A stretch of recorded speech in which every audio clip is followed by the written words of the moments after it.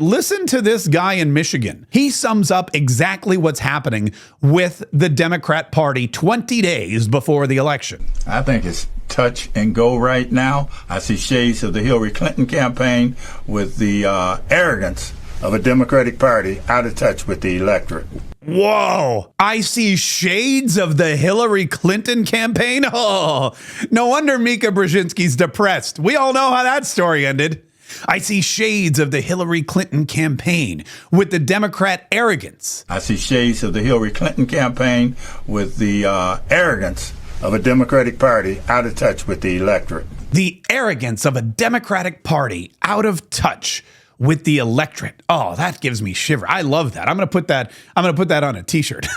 Shades of the Hillary. There's nothing that scares Democrats more than saying your female candidate reminds me of Hillary Clinton when she was running for president.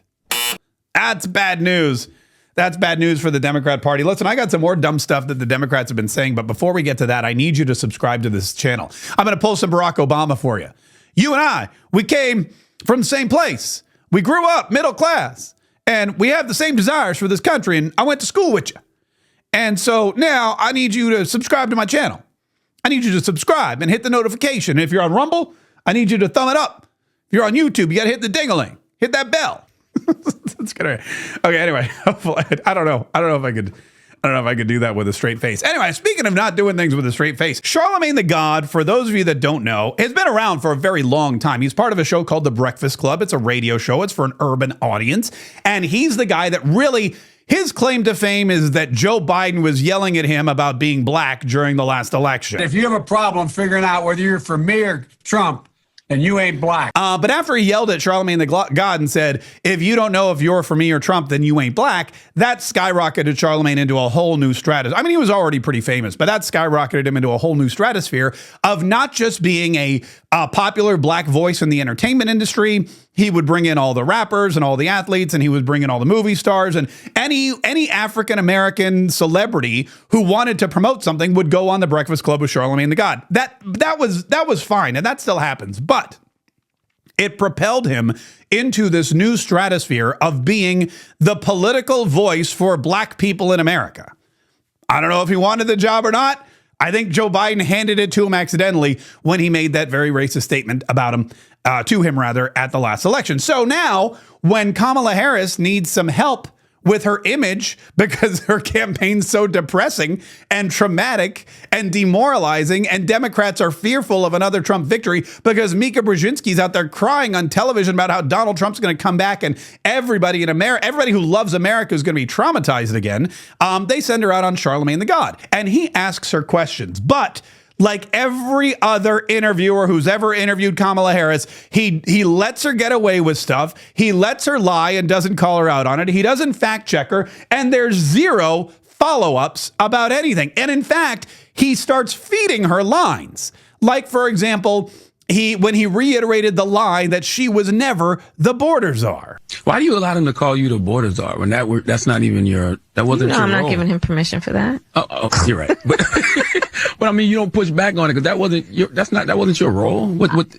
Fact checkers have made that clear. Fact checkers have made nothing clear. In fact, the opposite has been. I don't know what fact checkers you're looking at, but the fact checkers have checked the facts, and the fact is that you were the border czar. And yes, CNN can report today that you're not, but we have the clips, we have the receipts, we have the evidence from way back when, 2, 3, 5 minutes of it all linked together of reporters. Now, I don't think they're reporters, but you think they're legitimate journalists calling you and referring to you as the border czar. We have you going on trips to northern Mexico and parts south, not the border, but parts south, to talk about the root causes of migration. Why would you do that if you weren't the border czar? Well, now that we realize how bad the border is, how muffed up the situation at the border is, Kamala Harris can't take the credit. So we've got to try to erase the fact that she was the border czar, and Charlemagne the God. By the way, it's THA. It's not the. I heard someone reference him as Charlemagne the God. Charlemagne the THA, not the God. He says to her, "Look, you were never the border czar. Why do you let him call you that? like they're calling him, like they're calling her the B word or something. Why you let him call you border czar? Oh, I guess that would be a B word. Yeah, it doesn't matter. Then he started talking about Then he started asking her about all kinds of stuff. And she launched into her pre-written, pre-planned, and well-rehearsed lies about Donald Trump. And he has said since then that there will be a bloodbath after this election. He has, on your point about the military, referred to members of our military as suckers and losers. Now, both of those are lies. Both of them have already, since she's all into fact checking, they've already been fact checked. And what Donald Trump said was he was talking about the auto industry. He said there will be a bloodbath if he loses the election when it comes to manufacturing. He was at a rally in Ohio and they were talking about jobs and they were talking about manufacturing. He goes, if I don't win this election, there's going to be a bloodbath when it comes to manufacturing. But the media, like they like to do, and Kamala Harris, like she likes to do, and Charlemagne the God, like he likes to do, they like to spew this myth, this lie, this falsehood that Donald Trump said there's going to be a bloodbath in the violent sense, in the coup d'etat sense, in the civil war sense, in the rising up against the political elites sense. And that's not at all accurate. That's inaccurate. That's what's the word I'm calling? Dishonest, fake, lying, just BS. What you pick your synonym, whatever you want.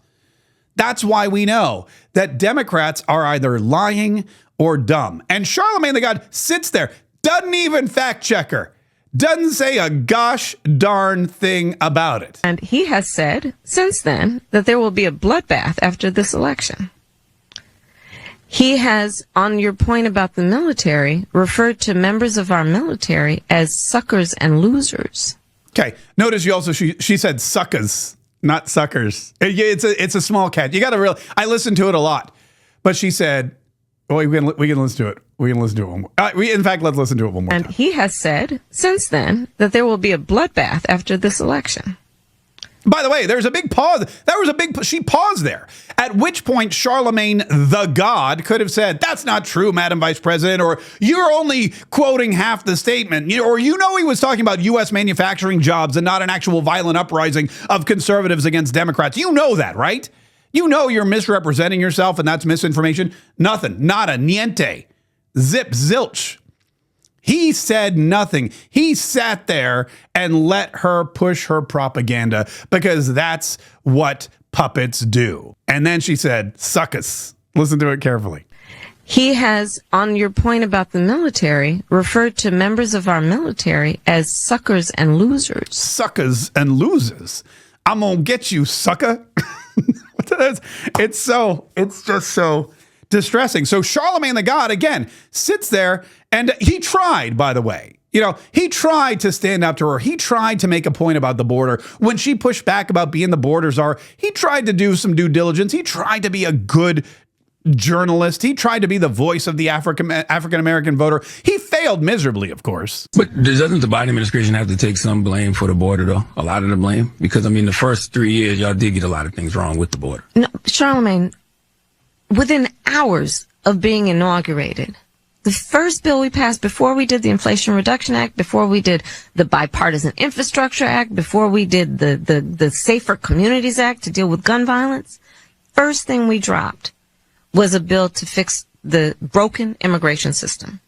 That was not at all what you did. Hold on, let me get back. That was not at all what that was. It was not a bill to fix the broken immigration system. It was a bill for amnesty. It was a bill to say, okay, the immigration system will remain broken, but in a way to fix it, we're going to take all of these illegal aliens and we're just going to make them American citizens. And that way, there goes the immigration problem.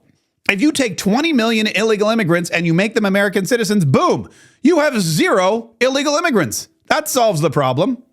That's one way to do it. Or you could take all those illegal immigrants, send them back home, and then close up the border. And that's another way to get rid of 20 million illegal immigrants, because there's 2 ways to get rid of illegal immigrants. You get rid of them, or you just make them American citizens. But you know what happens when you just wave a magic wand and you make 20 million illegal immigrants American citizens? 20 million more are like, whoa, whoa, whoa, whoa.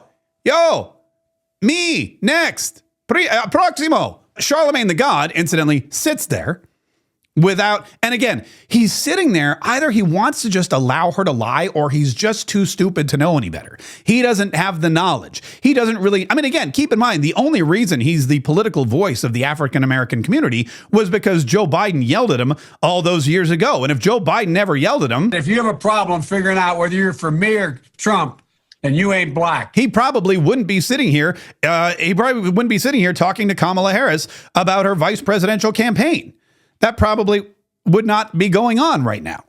So again, he's ill-equipped to handle the lies, or he just wants her to be able to perpetuate them. There was a question, because this was technically a town hall, meaning that other people got to ask questions, and there was a question about reparations.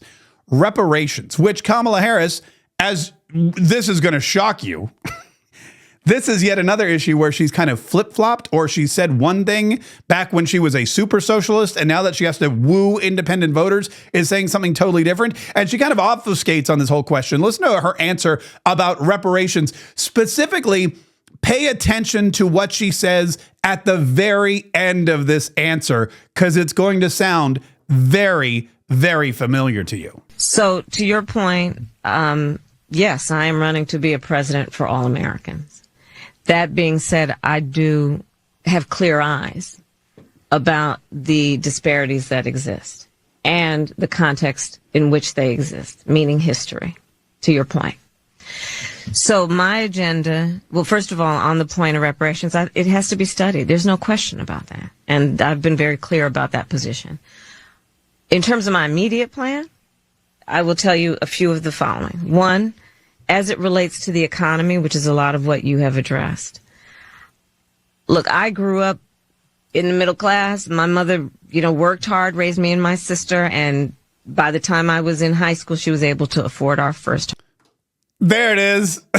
There, she finally got to it. She was flailing around there for a little. She's like, okay, which one of my predetermined lines, which one of the things that I'm supposed to say in these situations should I say in this situation? Which one's going to fit? So yes, reparations have to be looked at. And what do I talk about here? Oh, as you know, it's all about the economy. And I grew up in the middle class. I grew up in the middle class. So I grew up a middle class kid. My mom wasn't able to buy a house till I was a teenager, as you know.